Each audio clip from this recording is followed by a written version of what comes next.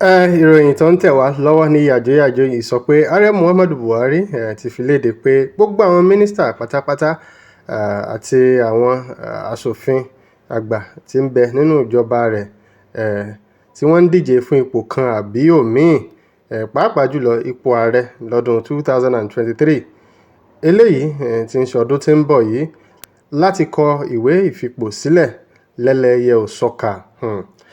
Ẹnìkan nínú àwọn mínísítà ọ̀hún tí ó fi ewé ọmọ bo ọ̀rọ̀ rẹ̀ nínú wọn òun ni mínísítà fún ètò ẹ̀kọ́ kékeré Emeka Nwajịuba, tó ní pé ó kó ọkàn akin ṣe tí ó ti fìwé sílẹ̀ láti yàgò fún wọ̀húwọ̀. Wàyí o, àwọn mínísítà lọ́lọ́kan òjọ̀kan èjèèjì pẹ̀lú àwọn aṣòfin àgbà míì ni wọ́n ti ń sá kiri báyìí, bóyá àwọn wà nínú àwọn tí ààrẹ Buhari ń bá wí. Ṣé ẹ mọ̀ pé ààrẹ Buhari ní ti ń gọra rẹ̀ sí àwọn mínísítà yìí lọ́wọ́ tí ò sọ nǹkan kan tí ń kálukú ń tu. Gbogbo àwọn tó ti gba fọ́ọ̀mù pàápàá jùlọ nínú ẹgbẹ́ APC wọn lóǹkà, àti ẹ̀tún wá mọ̀ bóyá igbákejì ààrẹ Professor ọ̀jọ̀gbọ́n Yẹmí Ọ̀ṣínbàjò ń wà lára wọn tí ń bá wí, torí bàbá ní ń béèrè pé ọ̀gá mi sẹ́mi náà ń bẹ́nu wọn àbí àjọ wọn lògbà igbó ni.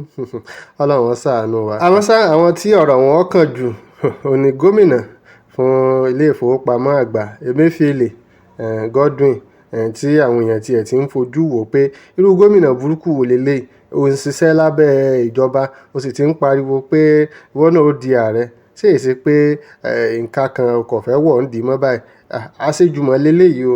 Àwọn yòókù ní Akpabio, Amaechi, Silva àti bẹ́ẹ̀ bẹ́ẹ̀ lọ.